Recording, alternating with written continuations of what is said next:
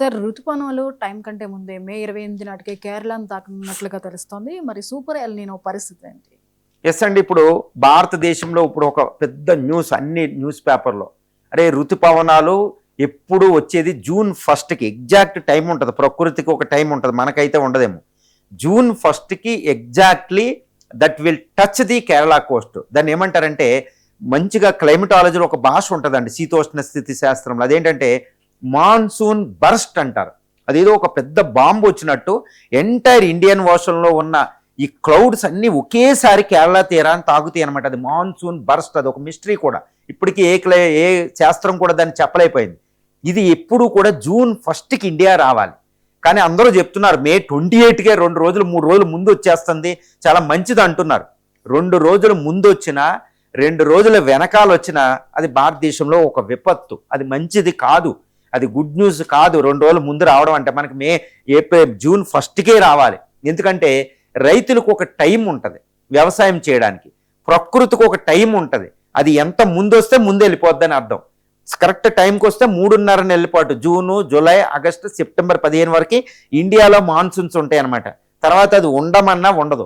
ఈ 100 రోజులు అంటే 3.5 నెలల పాటే భారతదేశంలో ఖరీఫ్ సీజన్ జరుగుతూ ఉంటుంది. అంటే భారతదేశంలో వ్యవసాయ ఉత్పత్తికి 65 నుంచి 70% ఈ టైంలోనే వస్తుంది మాన్సూన్స్. ఇదంతటికి ఒక టైం ఉంటుంది. వేల సంవత్సరాలుగా రైతులకి ప్రకృతికి ఒక అవినాభావ సంబంధం. మరి వర్షాలు 2 రోజుల ముందు రావడం అంటే భారతదేశంలో అది విపత్తు, అది మంచిది కాదు. ఇది శీతోష్ణ స్థితి బాగా చేస్తే తెలుస్తుంది అనమాట. ఇదంతా ఒక ఎత్తు అయితే ఈ మాన్సూన్స్ అనేవి ఇప్పటికే మనకి చెప్పడం జరిగింది. ఇండియన్ మెట్రలాజికల్ డిపార్ట్మెంటు, ఈ స్కైమెట్ అనేది భారత ప్రైవేట్ సంస్థ, India world meteorological organisation, US meteorology, ఇవన్నీ ఏకాభిప్రాయంతో చెప్పిన విషయం ఏంటంటే ఈ సంవత్సరం మాన్సూన్స్ భారత ఋతుపవనాలు అనేవి సూపర్ ఎల్‌నినోతో ప్రభావితమయ్యాయి. ఇప్పుడు సూపర్ ఎల్‌నినో వచ్చే జూన్ 1కి ముందే సూపర్ ఎల్‌నినో వచ్చేసింది. సూపర్ ఎల్‌నినో అంటే ఋతుపవనాలని న్యూట్రలైజ్ చేసే ఒక ఫోర్సు. మనకు కావలసిన మేఘాలు ఇక్కడికి రావు, కావలసిన వర్షపాతం రాదు. ఇప్పటికే మెట్రలాజికల్ డిపార్ట్మెంట్ వాతావరణ శాఖ చెప్పేసింది ఈ సంవత్సరం 100% అంటే 108 సెంటీమీటర్ల యావరేజ్ రైన్ఫాల్ ఉంటుందండి ఇండియాలో. 108 యావరేజ్ మొత్తం భారతదేశానికి. అందులో 92% పడుతుంది. కానీ యాక్చువల్గా చెప్పాలంటే సూపర్ ఎల్‌నినో వచ్చినప్పుడు 80% కూడా తగ్గిపోద్ది. అంటే నార్మల్ రావాల్సిన దానికంటే 20% తగ్గిపోద్ది. ఇది తగ్గుదల ఎక్కువ వర్షపాతం పడే ప్రాంతాల్లో పెద్దగా ఉండదు. కానీ తక్కువ వర్షపాతం పడి ఇటు రాయలసీమ, మధ్యప్రదేశ్, విదర్భ, తెలంగాణ, రాయలసీమ, ఈ మిడిల్ ఇండియా అంటారన్నమాట, వర్షాభావ ప్రాంతాలు ఉన్నది. దీని ప్రాంతంలో చాలా విపత్కర పరిస్థితులు వస్తాయి. కరువు తాండవిస్తుంది అనమాట. వ్యవసాయం ఖరీఫ్ సీజన్ చాలా తగ్గిపోబోతుందని అర్థం. ఈ సూపర్ ఎల్‌నినో 100కి 100% వస్తుందని ప్రూవ్ చేయబడింది ఇప్పటికే. ఎందుకంటే ఐఓడి అనేది ఒకటి ఉంటుంది, ఇండియన్ ఓషన్ డైపోల్ అనేది. దాన్ని న్యూట్రలైజ్ చేసే ఫోర్స్ రాలేదు. కాబట్టి కంపల్సరీ సూపర్ ఎల్‌నినో.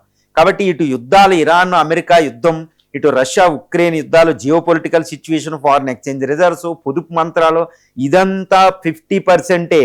ఈ సూపర్ ఎల్‌నినో ఇంకో 50% డేంజర్ ఉంది. ఇప్పటి వరకు ఒక చీఫ్ మినిస్టర్లు కానీ ఈవెన్ ప్రధాని కూడా ఈ సూపర్ ఎల్‌నినో కోసం మాట్లాడలే. మరి ఈ ప్రమాదాన్ని ఎవరు ఎదుర్కొంటారు? భారతదేశంలో 80 కోట్ల మంది రైతులు, వాళ్ళ ఫ్యామిలీలు దీని మీద డిపెండ్ అయి ఉన్నాయి. ఖరీఫ్ సీజన్ రాదు, వ్యవసాయ ఉత్పత్తి తగ్గిపోబోతుంది. ఇప్పటికే రైస్ కల్టివేషన్ తగ్గింది, రైస్ ఉత్పత్తి తగ్గింది ఈ సంవత్సరం. మరి మిగిలిన నూనె గింజలు ఇవన్నీ సప్లై ఆగుతుంది. ద్రవ్యోల్బణం ఏదో ఆయిల్ రేటు పెరుగుతుందని ఇంకొక భూతం ఉంది. వ్యవసాయ ఉత్పత్తుల వల్లే ద్రవ్యోల్బణం వస్తుంది. ఎందుకంటే టోకు ధరలు చూసి wholesale price index, consumer price ఇండెక్స్లో ఎక్కువ భాగం వ్యవసాయ ఉత్పత్తులే ఉంటాయి. కాబట్టి ద్రవ్యోల్బణం విపరీతంగా పెరగబోతుంది. ఆర్థిక సంక్షోభానికి దారితీసే ఫ్యాక్టర్. ఇప్పుడు నేనే చెప్తున్నా, ఆర్థిక సంక్షోభం వచ్చే పరిస్థితి ఇప్పుడు లేదు. కానీ సూపర్ ఎల్‌నినో డేంజర్ అవుతే భారతదేశంలో ఆర్థిక సంక్షోభం కావాల్సిన మూల కారణమైన ద్రవ్యోల్బణం వస్తాయి. ద్రవ్యోల్బణం అంటే ఇన్ఫ్లేషన్ అంటే ఏంటంటే ఒక మానవుడి శరీరంలో ఎయిడ్స్ వైరస్ లాంటిది. మానవుడి శరీరంలో ఎయిడ్స్ వైరస్ వస్తే ఎంత ఇమ్యూనిటీ పడిపోతుందో ఆర్థిక వ్యవస్థలో ద్రవ్యోల్బణం అంత డేంజర్ ఉంటుంది అనమాట. ఒక మాటలో సింపుల్గా చెప్పాలంటే మరి ఆ ద్రవ్యోల్బణం పెరగడానికి ఇది కారణం అవుతుంది. మరి సూపర్ ఎల్‌నినో దాన్ని అడ్డుకోవడానికి ఏయో ఒక చర్యలు తీసుకోవాలి. మరి భారత ప్రభుత్వం కానీ, ప్రైమ్ మినిస్టర్ లెవెల్లో కానీ, ఏ చీఫ్ మినిస్టర్ల లెవెల్లో కానీ ఇది మాట్లాడలే. ఇప్పటికే మనం ఒకటి బాధపడుతున్నాం.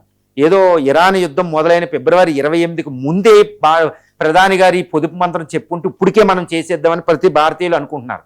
ఇప్పుడు సూపర్ ఎల్నినో కోసం కూడా ముందు ఊహించి అది వస్తుందని తెలుసు కాబట్టి ముందే పొదుపు మంత్రం ఎందుకు చెప్పలే ఈ విషయంలో? అంటే వచ్చిన తర్వాత నెత్తి మీదకి వచ్చిన తర్వాత నానా యాగి చేయడం అనేది భారతదేశంలో పాలసీ మేకర్స్కి అలవాటు అనమాట. ముందే విజన్ మాట్లాడరు. సో ఇది ఒక ప్రమాదం. నేను ఎందుకు ఇంత చెప్తున్నానంటే సూపర్ ఎల్నినో అది 100% వచ్చింది. ఇప్పటికే మనం వడగాల్పులు తెలుసు, ఉష్ణోగ్రతలు పెరిగిపోవడం తెలుసు, ఋతుపవనాలు 2 రోజులు ముందు వస్తున్నాయని మనకి మీడియాలు చెప్తున్నారు, అందరూ చెప్తున్నారు.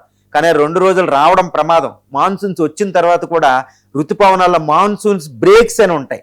మాన్సూన్స్ ఎంటర్ అయిన తర్వాత అది అక్కడే ఆగిపోతూ ఉంటుంది. కేరళ తీరం దగ్గర 10 రోజులు ఆగిపోద్ది అనమాట. ఈ 10 రోజులు ఈ తెలంగాణ ఈ ప్రాంతం లాస్ అయిపోతూ ఉంటుంది. ఈ మాన్సూన్స్ బ్రేక్స్ అనేది వెరీ డేంజరస్.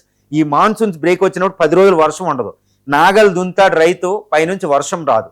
లేకపోతే పంట వేసేదాకా వర్షం వస్తుంది, పంట ఎదిగేటప్పుడు వర్షం రాదు. Monsoons break is the most dangerous factor.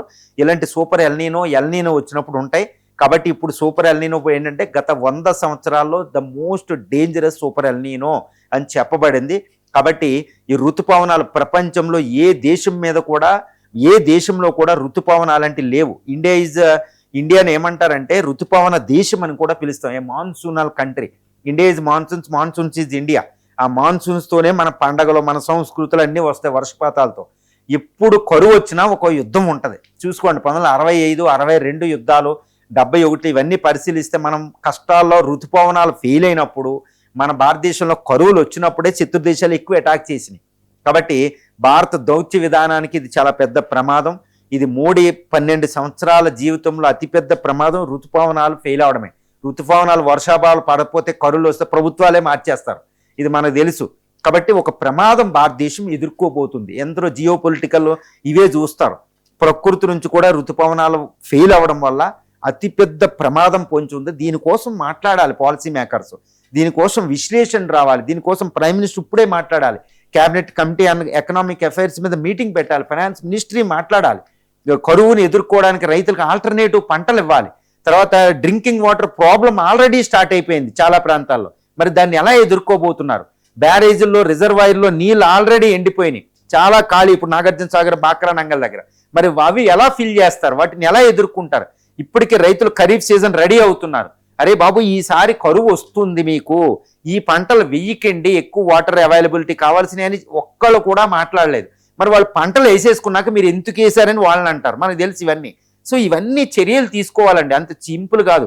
The most dangerous 100 సంవత్సరాల అతిపెద్ద విషయం రాబోతుంది. ఎవ్వరూ మాట్లాడాల, దీని మీద మాట్లాడాలనే నేను ఈ విషయాన్ని ఇంత లోతుగా చర్చించేది.